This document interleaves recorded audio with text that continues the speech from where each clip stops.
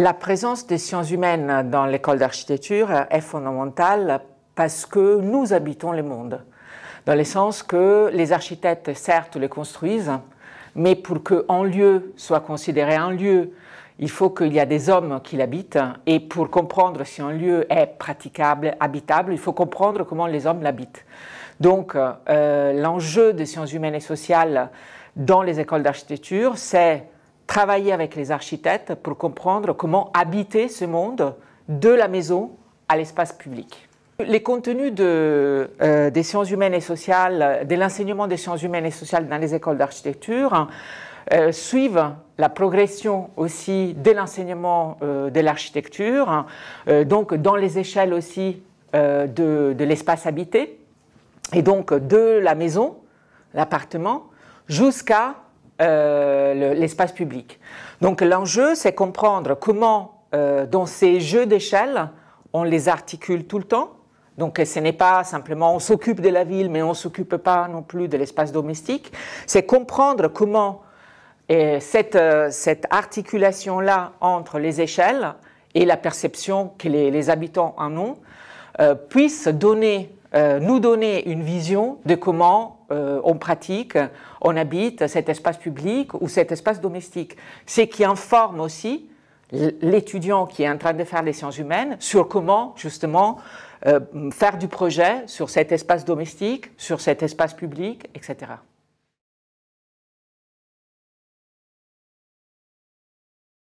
Il n'y a pas de prérequis. Le prérequis qui est acquis, je dirais, c'est le fait qu'on habite.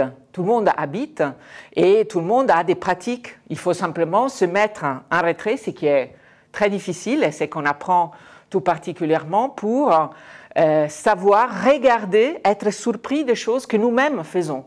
Donc l'enjeu de sciences humaines et sociales, c'est accroître la capacité d'observer, de regarder des situations qui après, on devra analyser tant du point de vue spatial, mais aussi social. Donc l'enjeu, c'est savoir se mettre, essayer de se mettre en retrait et nous regarder nous-mêmes accomplir des gestes. Mais on les fait évidemment avec les autres. Donc un des enjeux, je dirais prérequis des sciences humaines, c'est avoir une curiosité de l'autre, une curiosité du monde qui nous est autour et pas simplement une vision de soi-même. Voilà. Qui est un enseignement que je fais en master des sciences humaines et qui travaille sur les moments de la ville. Dans le sens que, à la place de travailler sur des lieux spécifiques pour comprendre comment ils fonctionnent, donc centrer l'enjeu sur la spatialité, nous avons proposé de centrer l'enjeu sur les temporalités pour comprendre que la ville n'est pas faite d'un temps T, c'est-à-dire que la ville n'est pas la même le matin, la nuit, le soir, le midi, etc. Et que ces moments particuliers de la ville doivent être analysés pour comprendre aussi quel type de spatialité peuvent aussi les accompagner, peuvent les soutenir. Mais l'enjeu, c'est retourner une perception déjà construite, fortement construite de la part des étudiants sur une analyse spatiale pour les mettre à travers, bien évidemment, une enquête sur la question temporelle.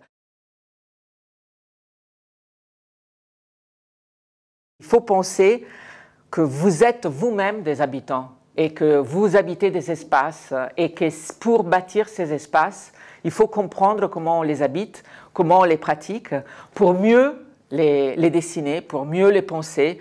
L'enjeu, je pense, de plus en plus, c'est celui de les penser ensemble et ne pas simplement dans une discipline, mais avec toutes les disciplines qui forment notre formation, et aussi penser que non simplement il y a un enjeu des disciplines, mais il y a aussi un enjeu de se mettre avec les habitants pour se mettre dans une logique beaucoup plus complexe que celle exclusivement de « je me mets face à ma feuille et je dessine ».